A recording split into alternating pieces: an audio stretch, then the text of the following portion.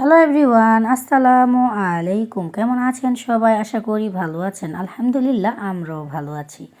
আজ মহান স্বাধীনতা দিবস উপলক্ষে আমাদের ঈদগাহ মাঠে এক বিশাল ফুটবল খেলার আয়োজন করা হয়েছে। আর এই আয়োজনে কিন্তু অনেক মানুষ, দেখতেই পাচ্ছেন এখন কিন্তু রাত 8:30টার মতো বাজে, কারণ 8টা থেকে খেলাটা আরম্ভ হয়েছে। স্বাধীনতা দিবস উপলক্ষে দেশটাকে স্বাধীন করেছে যে ভাইয়েরা, আমার মা বোনেরা, তাদের কথা তো আর বললে শেষ হবে না।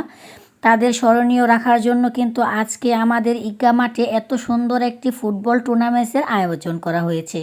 আর দেখতেই পাচ্ছেন রাত্রে খেলা হচ্ছে, তারপরেও কিন্তু অনেক মানুষই ছিল খেলাতে। আর খেলার দুপক্ষের লোকই কিন্তু অনেক পরিশ্রম করছে, কারা জিতবে কারা হারবে, কারণ সবাই চাই সবার জিনিসটা হাতিয়ে নিতে। আর এই খেলায় কিন্তু বিএনপির বড় একজন নেতা ছিল সেলিম ভাই, উনি কিন্তু প্রধান অতিথি ছিলেন। আর অনেকেই ছিলেন বিএনপির মানুষ, অনেকেই ছিলেন। আমরা কিন্তু সবাই একসাথে বসে রাত্রের বেলা মহান স্বাধীনতা দিবস উপলক্ষে এই খেলাটা ছাড়া হয়েছে। অনেক মানুষ কিন্তু এখানে এসেছিল, আমাদের কিন্তু ভীষণ ভালো লেগেছিল। রাত্রে যেহেতু খেলা, আবার এমন একটি দিনে খেলাটা দিয়েছে, সবাই কিন্তু মানে একদম কি বলবো, মনটা যেহেতু খারাপ ছিল। আর স্বাধীনতা দিবস এদিনে আমরা কিন্তু আমাদের বাংলা দেশকে স্বাধীন করে যেই শহীদ ভাইয়েরা এনে দিয়েছে, তাদের জন্যই কিন্তু আজকে আমরা স্বাধীন বাংলাদেশে বসবাস করতে পারি।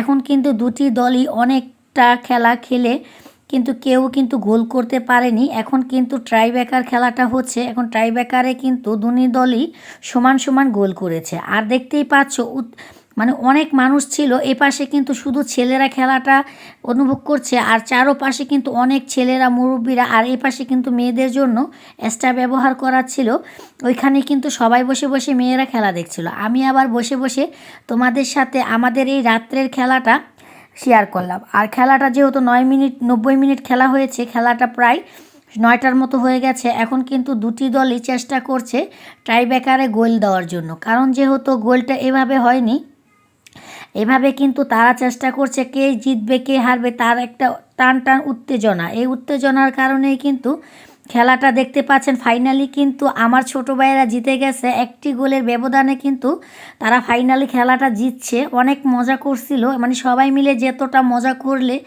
মানে এতটা মজা, আমি মানে অনেক খুশি হয়েছে। এরা যে কী লাফালাফি, কী নাচ, আপনাদের কি বলবো, মানে এত সুন্দর একটি খেলা অনুভব করে আমার খুবই ভালো লাগছিল।